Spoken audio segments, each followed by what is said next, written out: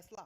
जी हाँ दोस्तों, बीते कुछ एक दिनों के अंदर ही अचानक से टेलीकॉम कंपनियों की तरफ से रिचार्ज प्लान में की गई बढ़ोतरी का अंजाम अब कंपनियों के सामने आना शुरू हो चुका है। लोगों की यूजर्स की नाराजगी साफ जाहिर हो रही है। यूजर्स ने अलग अलग तरीके से अपनी प्रतिक्रिया भी देना शुरू कर दिया था, लेकिन अब इन यूजर्स का गुस्सा चरम पर पहुंच चुका है और इसकी परिणति भी अब सामने देखने को मिल रही है। कंपनियों को तगड़ा झटका दे दिया है। यूजर्स ने जियो को सबसे बड़ा झटका अब तक का लग चुका है इस रिचार्ज प्लान के महंगा होने के साथ ही। बता दें कि इस वक्त जो खबर सामने आ रही है वो बीएसएनएल में सिम पोर्ट कराने को लेकर के लोगों द्वारा डाली गई रिक्वेस्ट और कंप्लीट की गई रिक्वेस्ट, यानी कि पूरी तरह से सफलतापूर्वक जो लोगों ने बीएसएनएल में सिम को पोर्ट कर लिया है उन पर खबर सामने आ रही है। बीएसएनएल ने इस बारे में जानकारी देते हुए बताया है कि 1 करोड़ से ज़्यादा यूजर्स ने अब अलग अलग कंपनियों से बीएसएनएल में पोर्ट की रिक्वेस्ट सबमिट कर दी है और इनमें से कई ने सफलतापूर्वक कर भी लिया है।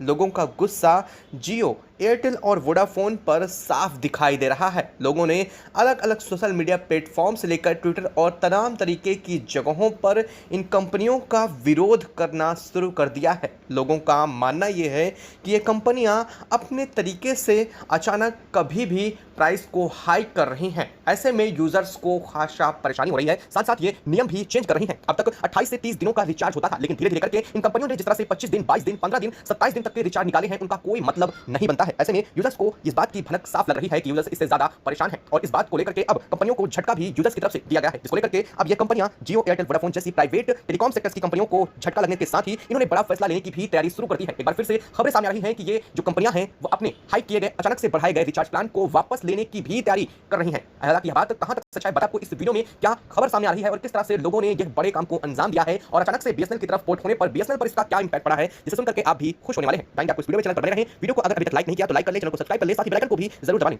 ताकि इस वीडियो अपडेट आप तक सबसे पहले पहुंचते रहे। दोस्तों, ऐसा दूसरी बार हो रहा है जब इन प्राइवेट टेलीकॉम सेक्टर की कंपनियों की तरफ से अचानक से रिचार्ज प्लान को बढ़ाया गया है। रिचार्ज प्लान में थोड़ी मोड़ी बढ़ोतरी तो आम मानी जाती है, लेकिन अचानक से 25 से 30% की जो बढ़ोतरी होती है वो कहीं ना कहीं यूजर्स को खासा चिंतित जरूर कर देती है और यह बात सामने अब दिखनी भी शुरू हो चुकी है। लोगों ने अलग अलग जगहों पर ट्विटर, वीडियो और फेसबुक और तमाम अलग अलग जगहों पर इन कंपनियों का विरोध किया है। अब विरोध इस कदर से बढ़ चुका है कि लोगों ने साफ निर्णय कर दिया है कि वो जियो, एयरटेल और वोडाफोन को बेहद कम यूज करेंगे, यानी कि उन्होंने अपना इंटरेस्ट ज्यादातर बीएसएनएल की तरफ बताया है। जहां एक तरफ की सारी कंपनियां अचानक से 25 से 27% तक अपना रिचार्ज प्लान महंगे की हैं, तो वहीं बीएसएनएल ने अपने रिचार्ज प्लान में अब तक कोई बदलाव नहीं किए हैं और जो बदलाव की खबरें आ भी रही हैं, बताया जा रहा है कि बीएसएनएल और भी सस्ते रिचार्ज प्लान को लाने की तैयारी में है। ऐसे में लोगों का बीएसएनएल की तरफ जुड़ाव और खिंचाव बढ़ रहा है। लेकिन सबसे बड़ी बात यह है कि बीएसएनएल की कॉल ड्रॉप की समस्या और उसमें इंटरनेट ना चलने की समस्या जो अब तक बनी हुई थी, अब उससे भी लोगों को निजात मिलने वाली है। जी हां, बीएसएनएल ने इस बात की प्रतिबद्धता जताते हुए कहा है कि बीएसएनएल एक बार फिर से अपने आप पर भारी तेजी से काम कर रही है और तेजी से काम करने के साथ ही 4G की तैयारी पूरी तरह से सुचारू रूप से चालू है और कई राज्यों में इसका काम ही पूरा कर लिया है। बता दें कि पंजाब, दिल्ली, उत्तर प्रदेश और बिहार के राज्यों में 4G नेटवर्क को लगाए जाने का 70% काम पूरा किया जा चुका है। देश के शेष हिस्सों में यह काम अगले 4 से 5 महीनों में बेहद तेजी से किया जाएगा।